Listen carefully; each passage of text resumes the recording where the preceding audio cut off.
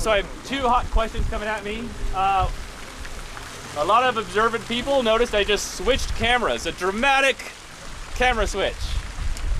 I switched from the Sony to the Hasselblad. I now use the Hasselblad about 70% of the time, and the Sony about 30% of the time. Let me preface this statement by saying it literally doesn't matter what camera you use, okay? All cameras are great, okay? Having said that, the Hasselblad is the best. Now look, I'm not paid to say any of this.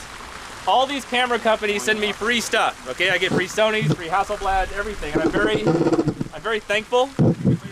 I'm very full of gratitude. Okay, back, sorry.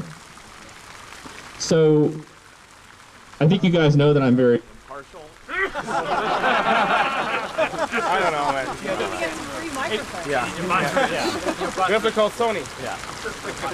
So I'm super impartial. I'm very honest. Life is too short. But honestly, the Hasselblad is maybe only 5% better. It's a medium format camera, and I'm very interested in medium format cameras. It's got a much bigger sensor. The optics are very interesting. I have not yet posted my Hasselblad review, but when I do, I invite you to come read it, okay? And I want, like, even if you're not gonna buy a Hasselblad or whatever, I would just like you to be interested in it optically, just to see the difference in the photos. Because I'll post probably like 20 or 30 of my favorite photos in a row, and maybe you'll see something else different in them. I like to think I'm the kind of guy that can wrap words around complex concepts, but I can't really explain why the optics are a little bit different. If any of you guys have ever switched from like a crop sensor camera to a full frame sensor, and you can kind of sense the difference in your photos, it's kind of the same sort of thing. Okay, it's not just depth of field, but there is a little bit more immediacy or something to it, okay? And I think all these cameras are gonna come way down in cost, just like they all have now, right? Every camera everyone has here is heaps better than the camera I started with. I started with a Nikon D70. And I also use this camera a lot. This is a Google Pixel phone. Incredible phone. I love it. I love it. I really recommend it. And some of the best photos I've taken lately are with this. It's ridiculous. I was in the Duomo in Milan. I took a photo with this, and it's almost indistinguishable from my Hasselblad shot. So sometimes I wonder, why do I carry around all this shit? I could just use this thing. And honestly, this is gonna be a controversial statement, because I know there's lots of like DSLR lovers here, which is fine. I don't mind. You guys, whatever you're into, you're into. But I can see myself in 3 or 4 years only using a cell phone, okay? You just look at Moore's Law, and the progression of technology, and all the software and AI that's on this thing.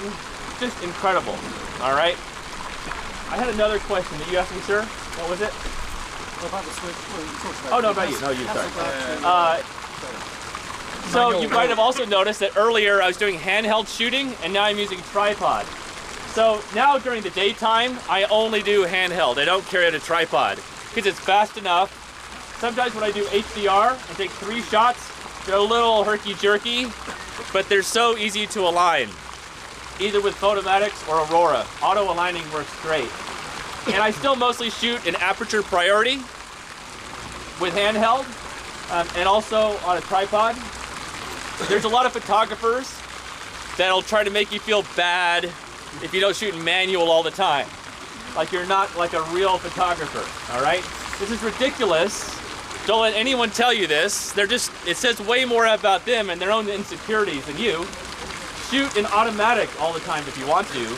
Look, if you bought a camera, you probably paid at least $1,000 or $500 or $2,000. Just understand that you actually bought a computer that happens to be attached to a sensor and a lens.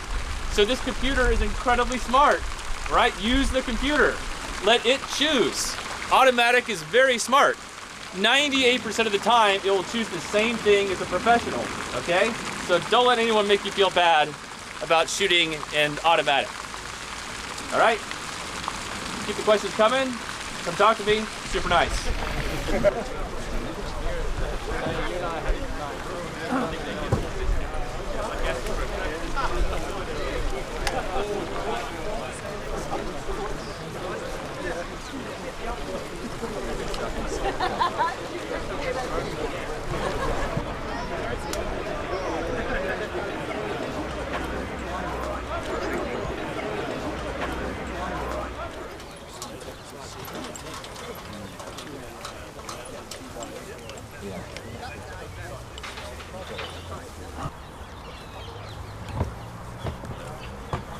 Become a photographer, you start to notice more than you start to notice before, right?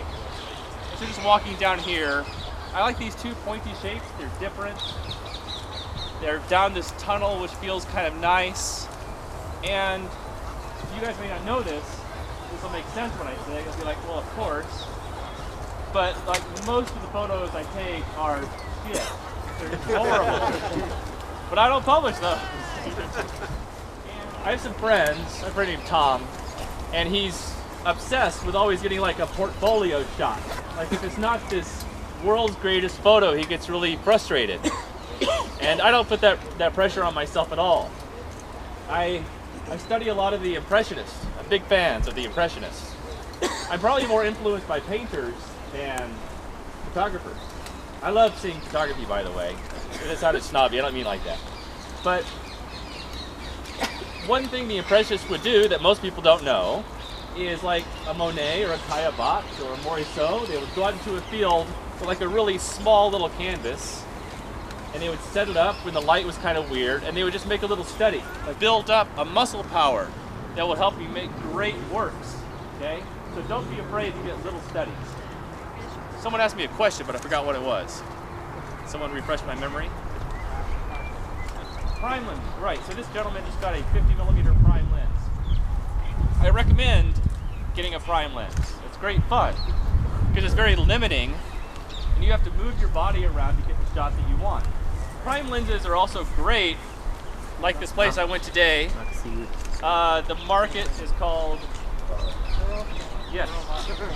That was my first time there. I've been to London like 7 times and just got there, it was great. So going into a place like that with a prime lens and getting depth of field is fantastic. I suggest if you have a prime lens, only keep it like an f1.4 or 2.8, as low as you can go. No business doing anything else with a prime lens, because it's so cool, right? You get that depth of field, and this looks incredible. Now, if you're doing a landscape shot, you may want to go up to like f10, f16, but I don't really use prime lenses for landscapes, except with this huge asterisk with the Hasselblad, because all they have is prime lenses. It's because I want everything to be in focus. Okay? So definitely get a prime lens. It's really fun. It'll make your brain hurt a little bit, but that's good. You should really keep yourself uncomfortable. That's one thing I really like about photography, is you can always get a lens that you don't feel comfortable with. And this is very important. It's like, I think photography is like a proxy for life, right? Because there's many keys to life. I don't know all of them, I only know a few. But one of them is to become comfortable with being uncomfortable. Proxy with your photography, and it can have like lasting effects in your real life also. All right, that's that for now. Next up.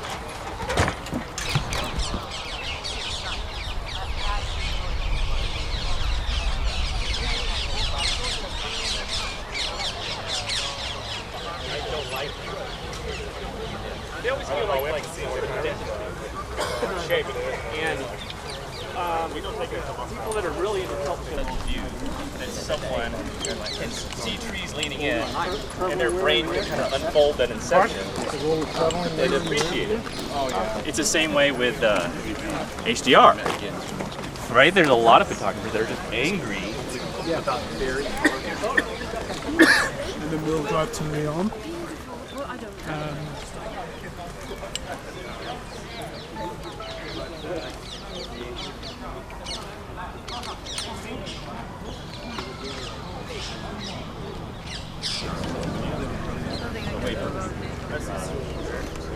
Any questions while I wait on the rest of the laggards? I set up here because I like this tunnel behind the horse. I think it looks nice, kind of pretty. It just makes me happy. Things line up. It's very nice.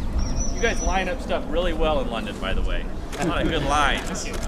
Good job, architects. So, I want to give you tip number 3 about color. And this tip is counterintuitive. And it is, do not listen to any other photographer's feedback on your photos. Okay? Unless it's really good. Maybe even especially judges. So the thing is that I notice photographers spend a lot of time trying to impress other photographers, which is silly. You know, this actually happens in every industry. If you think about it, like real estate guys are always trying to impress other real estate guys. I mean, you name the industry, it's ridiculous. When really, you don't want to impress other photographers. People always say like you should have the respect of your peers, or they should respect your work, otherwise you're not part of that peer group, right? Well, maybe you don't want to be part of that peer group because you don't really like much of what comes out of it. Maybe you should create your own peer group. It's kind of what we've done. And the thing is, when I started publishing intense, colorful HDRs, I got a ton of negative feedback. I still do. They say, that's not realistic. You shouldn't do it like that. It's improper to use so many colors. And I was just telling another gentleman here, I always analyze people's anger. I like psychoanalyze them. I like, why are you so angry about a photo? And I think it comes down to people literally see the world differently. Okay, I know this is sort of a little golden nugget of truth you've heard, but I think it's actually true. They literally see the world differently. We all know this with politics, but I think it also happens with your whole visual, auditory, sensory system as well. Because we all come to know our senses in different ways. If you think about it, the brain is just a parallel processing device, right? By the way, my background is computer science and math. I'm real geeky. I didn't even get my first camera until I was 35. So I approached the whole thing thinking in a sort of computer-y kind of way. And I read a lot of science and genetics, and I would say I read nothing about photography. All of my hobbies are outside of photography, really. But the way the brain works, and this is the way AI works too, if you're interested in AI, is these are parallel processing pattern matching machines. That's just what they are. And we all see 6 basic things, all right? We see color, light, saturation. We see line, shape, and contrast, okay? Now, if you're into HDR, like me, you see these 3 things first, and then you see these 3 things, right? I first resolve what's around me through color, light, and saturation, and then I see line, shape, and contrast, okay? I see all of them, but the first thing that occurs to me is color, saturation, and light, okay? So that's why I'm very sensitive to it, and I know a lot of you guys are sensitive to it too. Now, the other half of the world, they're not like us, okay? So don't listen to their feedback, because it's corrupt, okay? They would think ours is corrupt, but we're open-minded enough not to be like that. So in their world, they first see line, shape, and contrast, and then they see color, saturation, and light. And for these kind of people, they are very much into black and white photography because they first process the world in a black and white kind of way. So that's why it really appeals to them, and they're less interested in color. Again, one is not better or worse, they're just different ways of seeing the world, okay? And I would also advise you, even if someone puts good comments on your photos online, don't believe it, right? Because they may not know what they're talking about, all right? Because we look at comments on anything you do, and the people that disagree with you are like, oh, they're totally wrong. And someone says, that's a great photo. They're like, oh yeah, he got it. It is a great photo. But just don't listen to anybody. Just listen to yourself. You know what is beautiful. The more photos you take and the more you process, the more you'll really figure out what's beautiful. And remember, it just looks like you're creating photos, but what you're really doing is creating yourself. And just don't listen to other people, because inside, each of us knows what's beautiful. Okay? What was your question? All right, now we'll go more practical. She was asking if you want to start shooting in manual 10 or f/16. Okay, I want you to go into it like a greenhorn. Like you don't really know what f/2.8 means, and you don't know what f/10 means, and you don't know what f/20 means. I didn't know. I didn't go to photo school. I didn't read a book. In fact, it was like 2 or 3 years before I even understood what an f-stop was. Because I would keep changing it, and I couldn't see many changes in my photos, and I would experiment. So my advice is really for you to experiment in aperture. See what is different in f2.8 and f10 and f20. And when you're in aperture priority mode, your computer on your camera will figure out the shutter speed, which is by far the most difficult thing to figure out. So let it figure that out. You focus on getting to know aperture, and then switch to shutter speed.